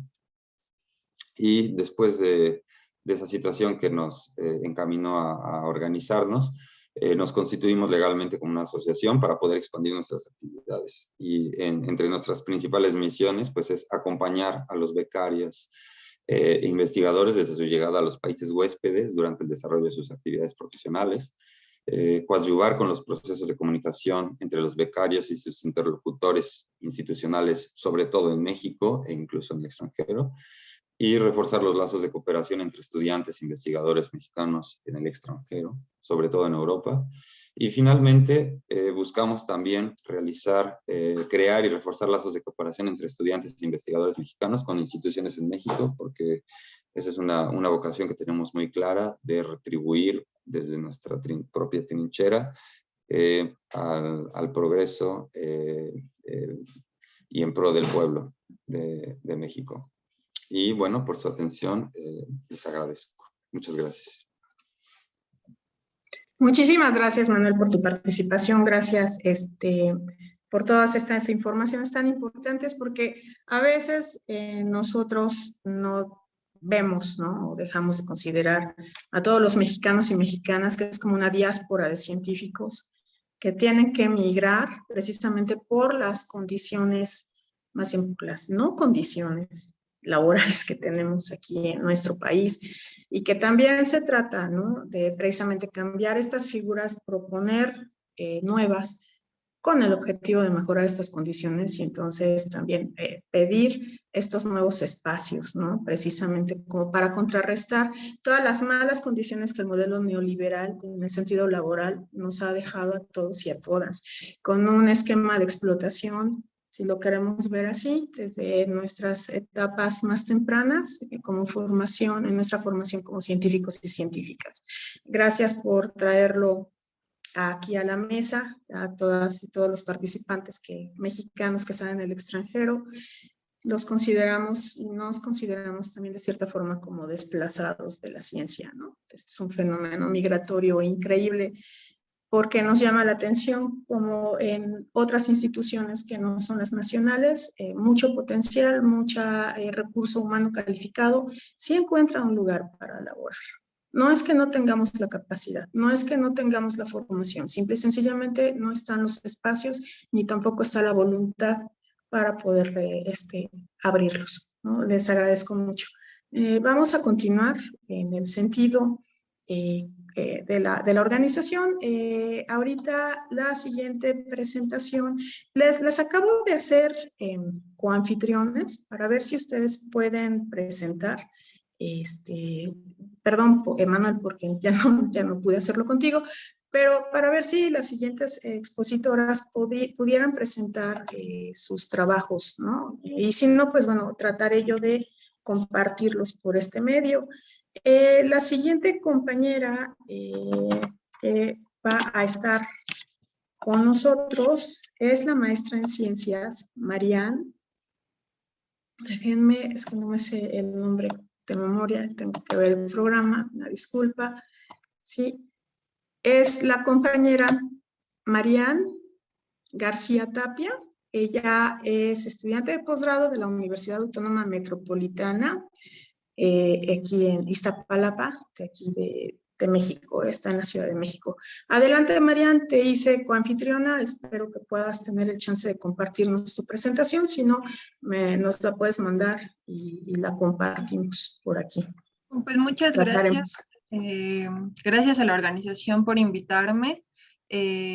No soy de la unidad de Iztapalapa, soy de la unidad Xochimilco, pero no importa, al final es la UAM. Aquí dice Iztapalapa, perdón. Sí, así nos mandaron. Perdón. Sí. Voy a presentar mi...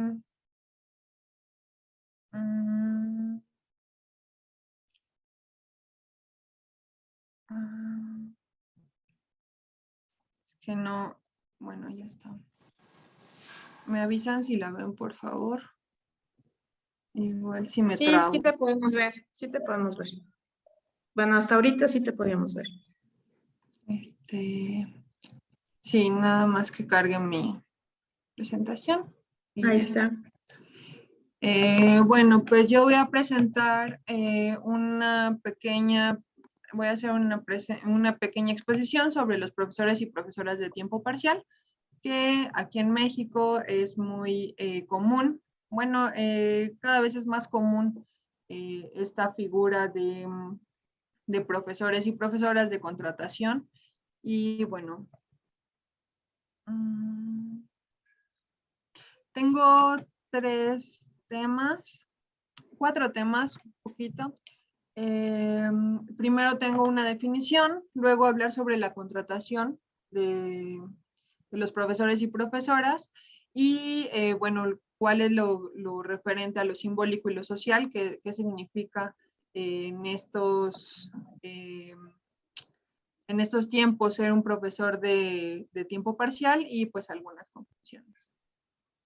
Bueno, en esta definición que tengo aquí es sobre, bueno, nos las da Buendía y Acosta, que son dos profesoras de la UAM Xochimilco, que están muy atentas a estos temas y, bueno, son un referente dentro de este tema.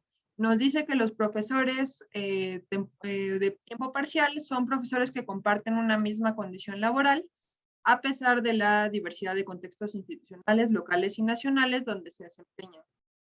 Imparten uno o más cursos en en varios colegios, universitarios o universidades públicas o privadas.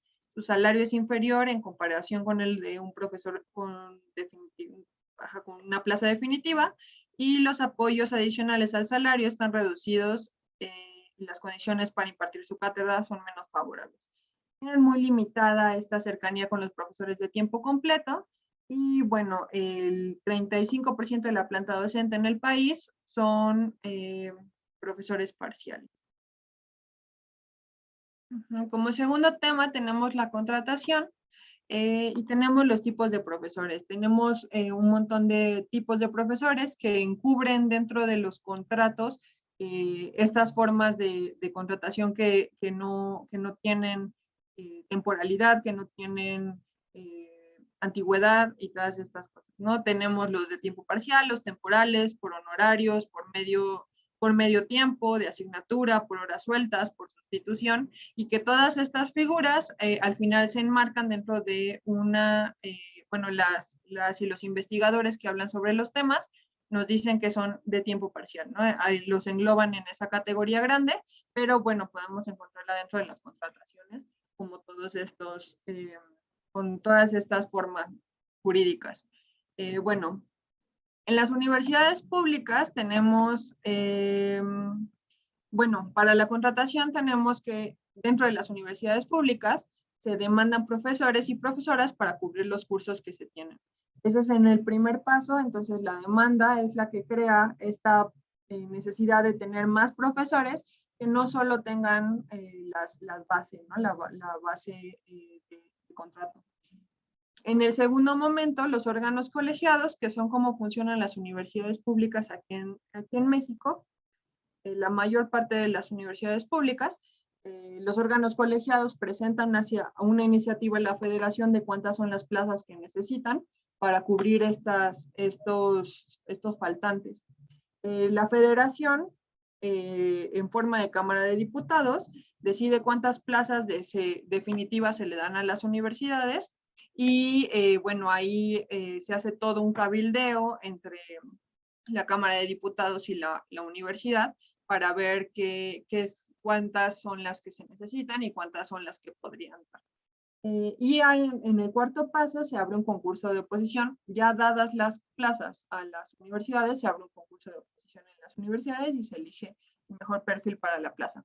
En todo este proceso hay un montón de otros procesos políticos que no tienen nada que ver con las capacidades o con las formas en las que se entiende la docencia, sino que más bien tienen que ver con cuestiones políticas como los grupos de poder que estén dentro de la universidad, qué grupo de poder pide la plaza, para quién piden la plaza, de qué forma sale este concurso, cómo es que el órgano colegiado o cuánta relación tiene el órgano colegiado según el grupo que esté a la cabeza de la universidad tiene con la Cámara de Diputados, cuánto puede negociar con la Cámara de Diputados, cuáles son los diputados con los que pueden negociar, con qué partidos, todas estas cuestiones que al final a los trabajadores de la educación, a los profesores y profesoras, a las docentes, a los docentes, no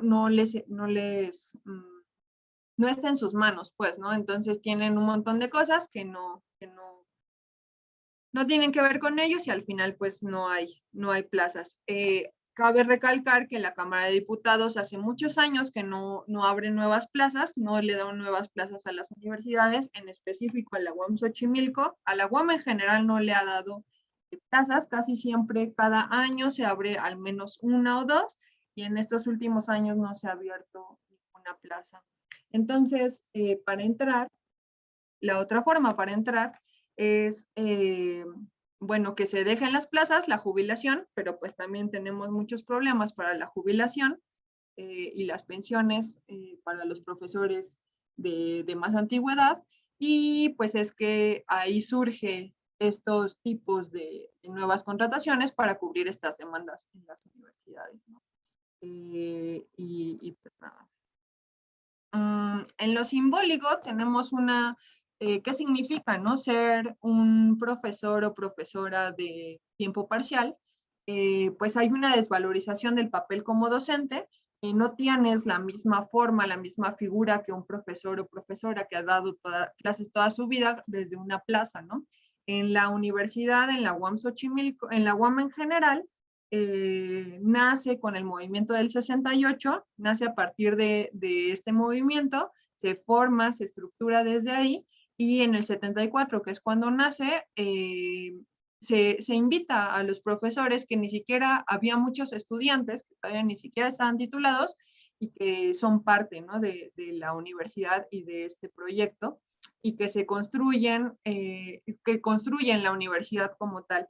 En los 70s pues no importaba mucho, en los 70s eran otras condiciones, y pues todos ellos forman la universidad con plazas, se toman las plazas y forman el sindicato de trabajadores de la UAM, que es el sindicato que tiene tanto trabajadores administrativos como trabajadores académicos, y que también es todo un proceso político distinto, ¿no?, al que podríamos observar ahí. Bueno, otra cosa de lo simbólico sería la categorización a partir del tipo de plaza. Te categorizan, no, pues solo eres un profesor por hora, solo es un profesor por temporalidad, no sé, ¿no? Hay muy poca relación con los profesores de otras categorías, como que los profesores temporales se juntan con profesores temporales, los profesores con plaza se juntan con profesores con plaza, y a veces no quieren compartir módulos, no quieren compartir tiempos con grupos, ¿no? Y bueno, al final hay una poca identidad institucional que no te hace ser parte, ¿no?, de la institución, no te sientes parte de la institución y no te sientes parte Perdón, maestra Marian, ya van 15 minutos de exposición, si pudiera ayudarnos a redondear y aterrizar. Gracias. Sí, muchísimas gracias, disculpen. No te preocupes. Y bueno, en lo social, sin seguridad social, sin prestaciones, sin respaldo institucional, sin estabilidad económica, ¿no? Y bueno, como algunas conclusiones, tenemos que, bueno, no tenemos muchas esperanzas para el futuro. Hay una experiencia dentro de las universidades que no tiene mucho futuro como laboral. Entonces, pues nada, ¿no? Para dejarlo ahí, tengo algunas bibliografías de algunas instituciones, algunos profesores y profesoras que trabajan el tema, y pues muchas gracias por su atención y disculpen el tiempo. No, muchísimas gracias, Marian, muy ilustrativo lo que nos acabas de compartir. Pues eso es una problemática, ¿no? La falta de plazas, que va muy de la mano, por ejemplo, con los problemas que presentan los compañeros que están en el extranjero, que no les permite regresar, ¿no? Que como ellos dicen, está la inversión, se van a estudiar con la intención de regresar, no es que quieran hacer turismo científico, como se les ha llamado, no es que quieran quedarse allá o vivir de otra forma, sino que van precisamente para especializarse, entrenarse y regresar al país. Esa sería la intención y lo ideal, pero no encontramos las condiciones. Lo que mencionas es muy cierto, prácticamente cada universidad, bueno, yo también conocí hasta investigadores que iban y cabildeaban prácticamente plazas para su gente. Entonces, de cierta forma, ¿sí?, la apertura de plazas, la permanencia en plazas era una cuestión más política que académica, y eso lo podemos ver desde el momento en cómo se seleccionan a los rectores, ¿no?, y directores de área, que es más político que académico, desafortunadamente. Entonces, consideramos que sí se tiene que cambiar esta figura. Lo del presupuesto, pues, no depende directamente, por ejemplo, del área de ciencia y tecnología de la comisión, sino que es, por ejemplo, de Hacienda, ¿no?, y presupuesto público, que son los que no han abierto ese rubro. Difícil tratar de ir y dialogar, ¿no? Prácticamente te dicen, no hay presupuesto para esos asuntos.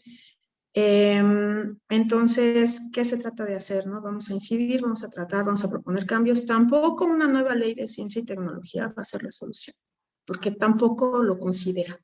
Simple y sencillamente es para regular nada más aquellos institutos, aquellas instituciones que se encuentran en el apartado de ciencia y tecnología, porque ni siquiera el financiamiento a ciencia y tecnología que se da a ese rubro, pues abarca a tantas universidades públicas en donde también se hace trabajo de investigación. Entonces ahí son cuestiones que no se han querido abordar por X o por Y, que sí se han puesto en la mesa, pero que no hay diálogo en ese sentido. Y eso va tanto desde el legislativo como del Consejo Nacional de Ciencia y Tecnología y todos los actores y tomadores de decisiones, ¿no? que están involucrados.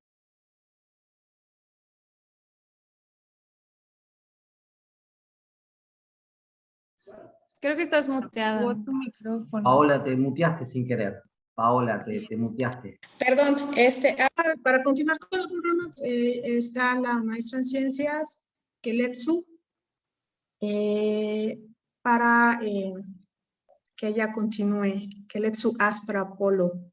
Por favor, maestra, comparte, tenemos nuestra presentación.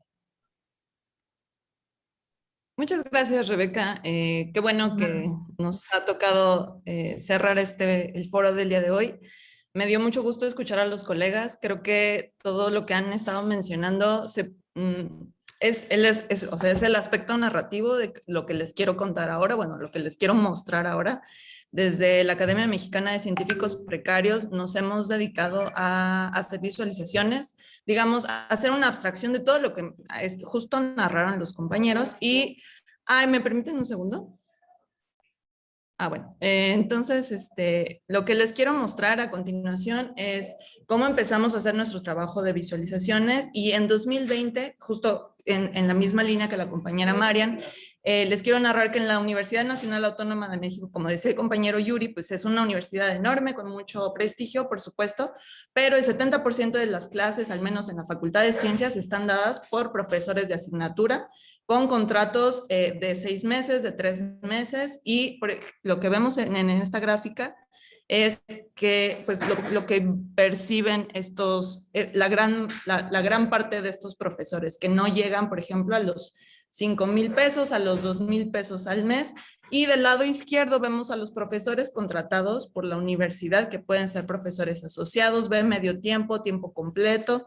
Y la diferencia, por ejemplo, tenemos algunos investigadores que llegan a ganar 150,000 pesos al mes. Esto nosotros hicimos el cálculo añadiendo los estímulos PRIDE, más lo que ganan por su salario base en la UNAM, más el estímulo SNI. El SNI, bueno, es un sistema creado por el CONACYT, que pues en realidad esto fue un sistema diseñado para paliar pues los bajos salarios que ya existían, ¿no? Nosotros vemos un error de diseño que se ha acentuado en los últimos años, ¿no? Entonces, ustedes en esta gráfica pueden ver la gran diferencia entre los salarios, mientras hay 2, 3 personas que ganan 150,000 pesos dando clases en la universidad. Hay unos cientos de profesores de asignatura que están ganando 2,000, 3,000 pesos al mes. Cuando bien les va, la UNAM tiene un problema en el que no pagan completos los salarios, muchas veces hacen retenciones de formas opacas y obscuras, ¿no? Es muy difícil hacer una aclaración en la universidad, si se puede, por supuesto, pero bueno, queríamos, justo los colegas han estado hablando del trabajo de docencia, y lo que nosotros hemos visto es que hay una gran desigualdad. Entonces, el SNI es este programa gubernamental diseñado para paliar estas situaciones. Solo quería hacer una anotación aquí. En esta gráfica vemos que la Facultad de Ciencias es la facultad de la universidad que tiene más del 70% de sus profesores de licenciatura tienen grado de maestría, doctorado o postdoctorado. Es la facultad que tiene más profesores con un posgrado. Entonces, es ciencia, psicología, odontología y medicina, las facultades que tienen más de la mitad de sus profesores con posgrado. Entonces, este es el destino de los colegas. Bueno, yo también me cuento entre ellos, yo también tengo un posgrado, pero estos colegas terminan un posgrado y la alternativa que tienen, pues es como decía la colega Marian, se dedican a ser profesores, ¿no? Lo cual sí, definitivamente es un trabajo de la universidad, pero que nosotros opinamos que debe estar bien remunerado, creo que más allá de un asunto de la investigación científica, es un asunto de sí por eso estamos todos aquí, de derechos laborales, ¿no? Entonces, también quería darles aquí un vistazo grande sobre la proporción. El SNI se divide en 4 niveles: candidato, SNI 1, SNI 2 y SNI 3.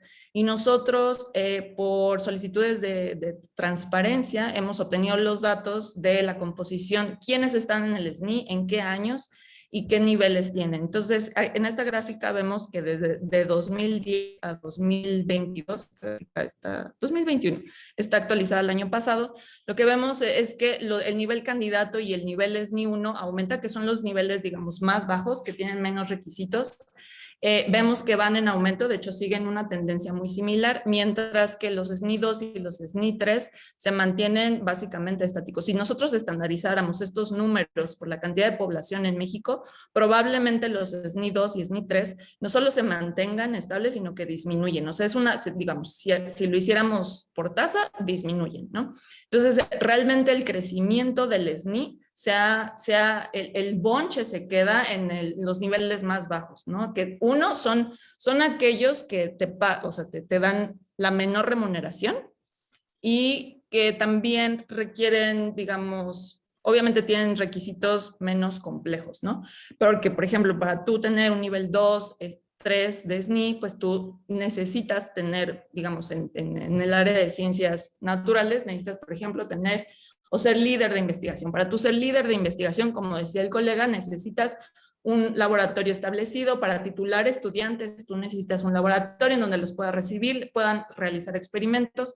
Entonces hay como sí es un error de diseño, ¿no? O sea, tú estás limitando el acceso a los investigadores, a los científicos, a estos niveles, limitando su acceso a plazas, ¿no? En las universidades. O sea, difícilmente tú podrás llegar a un nivel 2 o 3.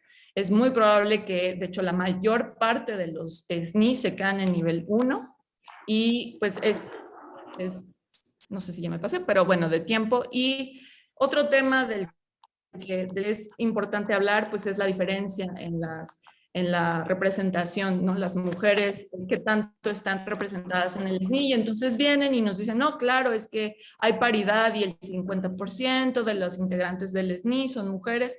Y entonces me parece importante señalar que cuando uno empieza a seccionar los niveles, vemos que en el nivel 3 de SNI, y también dependiendo de las áreas, por ejemplo, en ingeniería, el nivel, solamente hay un 7% de investigadoras en los más altos niveles del SNI, lo cual quiere decir que el 93% de los investigadores SNI 3 son varones. Entonces, ¿cómo podríamos empezar a pensar en estas políticas que ayuden a que las colegas mujeres puedan llegar a tener estabilidad laboral y que puedan alcanzar estabilidad económica, que puedan realizar labores de investigación? ¿Y alguien quiere decir algo? No. ¿O quieran agregar? No sé si ya acabó el tiempo. Asimismo, el porcentaje de la producción anual de artículos de los integrantes del SNI, también hay diferencias. Por ejemplo, en humanidades en nivel candidato vemos que la mitad de la producción la realizan las mujeres. Por ejemplo, en las ciencias físico-matemáticas, en nivel 3, los SNI nivel 3, las mujeres solamente producen el 9%, ¿no? Entonces, ¿cómo podríamos empezar también a hablar de lo que decía varios de los colegas que platicaron hoy? No todos los investigadores tenemos las mismas condiciones, ¿no? ¿Cómo podemos empezar a tener estas discusiones entre todos que nos puedan ayudar a hacer una comunidad mucho más diversa que represente a todos, ¿no? Y quizás solo quería mencionarles que es bien importante empezar a socializar estas discusiones, ¿no? Digo, quizás es un ejemplo muy extremo de esto, ¿no? Pero había un colega en alguno de estos grupos de Facebook, ¿no?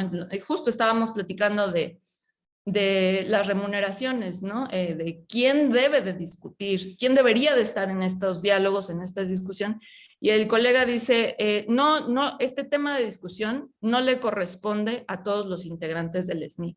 Pues yo le contesto a este colega, disculpa, pero esto le corresponde no solo a los integrantes del SNI, sino a los profesores, a los estudiantes de posgrado, a todos los que estamos y que hemos pisado de alguna forma esta comunidad, y pues no quisiera extender más. Les invito a que nos visiten en redes. Nuestro trabajo justo es de visualización de datos, y pues bueno, tenemos mucha información con la cual trabajar y pues completar todas las experiencias que ya nos han compartido los colegas. Muchas gracias. Muchísimas gracias, Keletsu, por los datos que nos compartes. Me llama la atención, por ejemplo, que del 2019 para acá, pues bueno, ya hay un poco más de paridad, ¿no? En diferentes áreas, pero seguimos con muchas deficiencias en el área físico-matemáticas, ¿no? En las ingenierías y en otras, lo que correspondería a lo que conocemos como el área STEM, ¿no? Entonces, te agradecemos, dice Sergi Maizas, que magnífica charla, muchas gracias. También hay comentarios de la compañera Cecilia Elizondo, haciendo ahí algunas precisiones, que dice, todavía hay tiempo cuando entre en el legislativo de emitir opiniones de lo que falta la ley. Entonces, ojalá también nos pudieran, pues, compartir esa información, porque sería muy importante, ¿no? Estar al pendiente de esta nueva ley de ciencia y tecnología, ¿no? Muchísimas gracias, Cecilia, por la información que nos compartes. Dice Sergi, 150,000 pesos frente a 2,000. Sí, así de abismales son las diferencias salariales y así de abismal es la carga laboral, ¿no? En cuanto a docencia que tienen cada una de estas figuras. Dice el doctor Rodolfo Ondarza que si esto está programado para bloquear el ascenso de las siguientes generaciones de investigadores.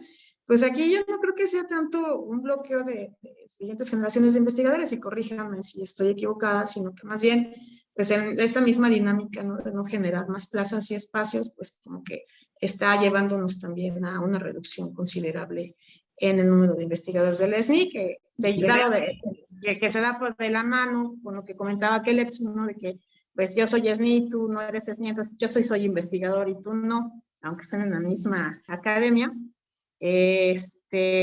Entonces...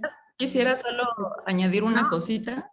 Sí, yo sí creo que hay como un quiebre generacional entre o sea, me preocupa que no hay un diálogo intergeneracional y que un joven investigador de pronto viene con estas inquietudes, y por supuesto los eméritos, no estoy diciendo que sean insensibles, creo que de pronto no notan el nivel de precariedad, y de pronto se asombran de que uno pida derechos laborales básicos. Lo digo porque es la experiencia que yo he tenido. Entonces, no creo que sean insensibles o que sea, o sea, es un error de diseño, claro, porque es un programa que no ha sido modificado de base desde hace mucho tiempo y no puede responder a las necesidades de 2022, un programa que fue diseñado hace... y además a la cantidad de egresados, ¿verdad? Bueno, muchísimas gracias, Keletsu. Por último, también comentar lo que nos dice la compañera Cecilia, que sí, bueno, va también de la mano con lo que ella comentó, ¿no? De que se convierten estos bonos en parte del sueldo, entonces ahí la competencia. Agradecemos ya con esta última presentación, con la compañera Keletsu cerraríamos prácticamente este foro. Saludamos a todos y a todas las que nos estuvieron aquí acompañando. Y están cordialmente invitados a la 4ª edición, que vamos a empezar ya a organizarla. Y por supuesto vamos a recopilar todas las expresiones aquí vertidas para poder generar ya las primeras memorias y también una propuesta, ¿no?